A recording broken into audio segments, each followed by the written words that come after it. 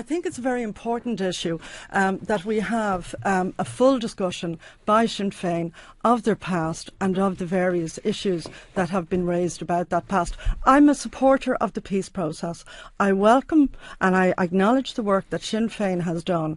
But for me, and for I would say the vast majority of Labour Party people, and I think the vast majority of people in the country, there are unanswered questions. The second issue then, of course, is the issue of economic policies, which I don't believe would actually lead to prosperity and work for people. Okay, Mary Lou, the issue of the sort of contamination of the history. IRA nexus. Well, the initial thing when I heard Joan's comments was it occurred to me, I wondered, did Joan approach Eamon Gilmore with concerns as regards any nexus with the IRA, or is she entirely unaware of the fact that within her own party, in fact the leader, the current leader of your own party had a relationship with the official IRA? And when the time comes, Ivan, as I hope it will sooner rather than later, when we do have a framework to recount exactly the whats and whys and wherefores of what happened in the north of Ireland in the course of a very brutal, very vicious conflict, it might surprise Joan to realise that in fact her current party leadership and their colleagues in the past throughout the 1970s, the precise period that you cite, will have some interesting questions to answer and I hope a full account to give. Let me say this, and let's just be absolutely clear about this. You can't have it both ways, Joan. You see, you can't talk out of both sides of your mouth and say, I'm a supporter of the peace process. I applaud the work that Sinn Féin has done as one of the architects of that peace process. I applaud the work that John Hume has done. Let me be clear about that. Then on the other hand, and I recognise John Hume also, but please recognise that the Republican and Sinn Féin leadership were absolutely crucial to the design and the delivery of that process, and remain, by the way, crucial to the delivery of that process, because we're not finished just yet. So you can't have it both ways. So you want to be on the right side of the argument in supporting the peace, and yet you want to constantly go back to a very jaded, very unconvincing refrain of drumming up and regurgitating and in a very opportunistic way using the fact of the suffering of people in the north to somehow take potshots at us. Bear this in mind, Joan. No, hold on. Let me finish my point. You've had a very, very long speech. As have you. Let me finish this long speech. And you may bear this in mind. You may bear this in mind.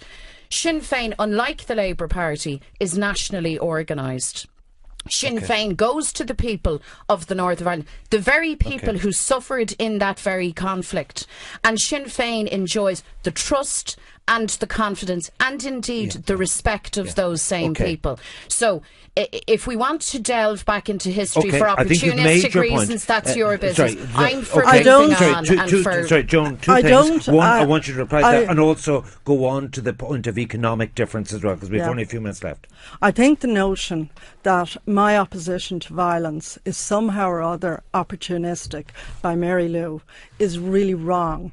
I actually think that this country is and was capable, and I mean this country, this whole island, is and was capable of being ruled and being governed without violence. That is a fundamental difference that you and I have. In fact, it's not. Sorry, just hold on. You've just given a very, very long speech.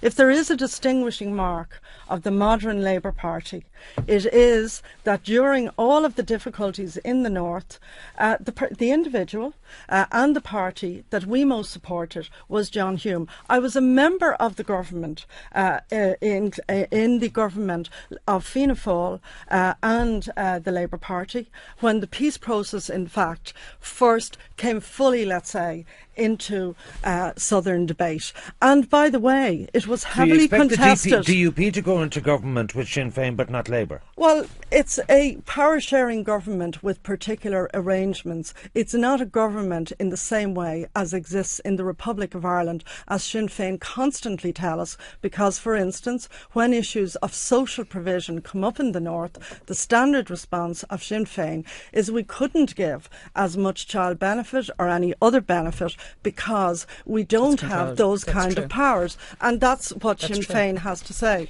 We're talking about a fundamental approach in this country around democracy, around the rule of law, can I and say, around peace. Because I really am caught by time here. Mary Lou, can I put it to point? I was reading the Sinn Féin economic stuff, and we'll say an extra 3% on high earners over 100 grand. It brings in 150 million.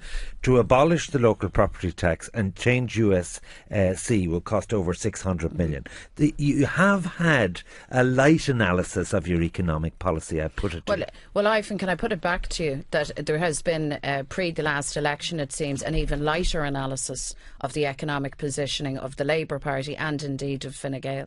Can I also say this, just so there's no misunderstanding?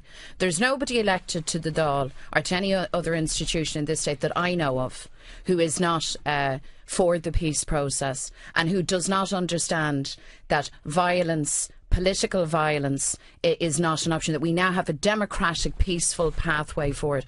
I was a baby in 1973. So were lots of the people who were recently elected for Sinn Féin in local authorities across the state and beyond, indeed across the country. I suspect that's really what's getting under your skin, Joan. Each and every one of those women and those men are committed to economic equality, to social justice, to the peaceful reunification of our country.